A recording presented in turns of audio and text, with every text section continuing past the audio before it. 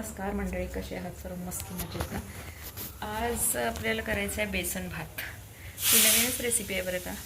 बेसनचा भात नाही, भात आपण जो शिल्लक राहिले असतो ना त्या भातापासून, म्हणजे कधी कधी काय होतं की भात आपला शिल्लक राहतो, तो राहिलेला भात असतो ना, नेहमीच असा खाल्ला जात नाही. फोडणीचा भात करा, कांदा टाकून त्याला गरम करा वगैरे, पण आज आपण बेसन टाकून वेगळा बेसन भात करणार आहे. तर चला मी तुम्हाला दाखवते कसं करायचं बेसन. दाखवते म्हणण्यापेक्षा मला जे आवडतं ना मी ते तुमच्यासोबत शेअर करायचा प्रयत्न करणार. तर तो भात सकाळी मी थोडा जास्तीचा राहिलेला आहे, त्यामुळे त्याची रेसिपी बनवायचा विचार केला. तर चला मी दाखवते आपण कसा बनवायचा बेसन भात. हा राहिलेला आहे भात, म्हणजे तुम्ही गरम पण करून घेऊ शकता, पण हा जरा सकाळचा शिल्लक राहिलेला होता म्हणून म्हटलं चला ही आपण रेसिपी ट्राय करायला हरकत नाही.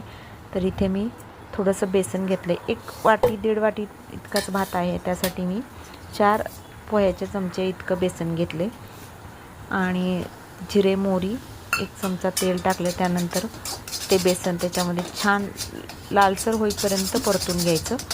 आणि लालसर बघा तुम्ही इतकं छान असं व्यवस्थित तेलामध्ये छान परतून घ्यायचं, म्हणजे बेसनची चव ना अशी तुरट नाही लागणार, व्यवस्थित बेसनची चव लागेल. तर आणि त्याच्यामध्ये आपल्याला टाकायचे, मी आत्ता जेवढे मसाले उपलब्ध आहेत ना तेवढेच टाकले आहेत. त्याच्यामध्ये मी हळद टाकणार आहे, कारण त्या भाताचा कलर छान यावा. कसं आहे, कोणतीही गोष्ट दिसायला अट्रॅक्टिव्ह दिसली ना ती आपल्याला खूपच आवडत असते. त्यामुळं पहिला हळद टाकली आणि मी टाकणार थोडंसं कांदा लसूण मसाला, आणि तुमच्याकडे धने पावडर असेल तर धने पावडर पण टाकू शकता, पण थोडासा हिंग टाकला आहे कारण आपण इथं बेसन वापरतो आहे ना, त्यामुळं मी हिंग टाकला.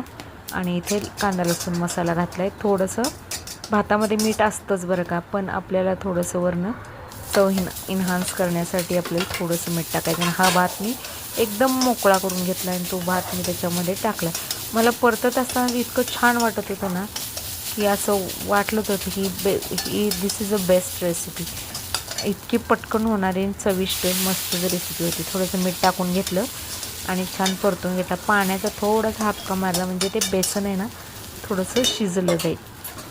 आणि हा थोडासा कवर करून ठेवला आणि त्याच्यामध्ये कोथिंबीर टाकायची आणि मस्त ताक दही किंवा तूप टाकून पण खाऊ शकता. मी तर तूपच टाकून खाल्ला, तर ताक दहीसुद्धा टाकून तुम्ही खाऊ शकता. हा नाश्त्यासाठी तर खूप छान पदार्थ आहे बरं का, तुम्ही नक्की ट्राय करून बघा. तर कोथिंबीर टाकलं तर इतकं छान दिसत होतं ते.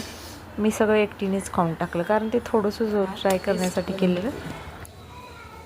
हे बघा कलर कसा आला आहे, छान मस्त दिसायला तर एकदम छान दिसते. एकदम भुकेच्या टायमाला भारी आहे किंवा नाश्त्याला.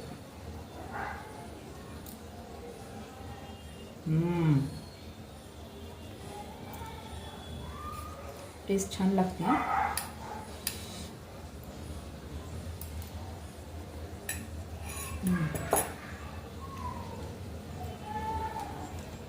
बेसन भात मी खाते तूप टाकून. जर काय तेल टाका काय टाका हेच बऱ्याच गोष्टी टाका असं सांगतात, पण मी तर तूप टाकलं आहे आणि तो इतका छान लागते. मला थोडासाच 1 वाटीवर भात होता, त्याचा मी ट्रायल म्हणून व्हिडिओ बनवण्यासाठी भात केला, पण मला एवढा आवडला आहे की मी सगळा खाऊन टाकणार. हे बघा, तर तुम्ही लाईक करायला विसरू नका आणि रेसिपी आवडली तर शेअर करा नक्की. खूपच छान रेसिपी आहे, एकदम सोपी, कमी साहित्य, म्हणजे आपला भात वाया पण जाणार नाही आणि त्याचा योग्य उपयोग. तर नक्की लाईक करा आणि शेअर करा. थँक्यू.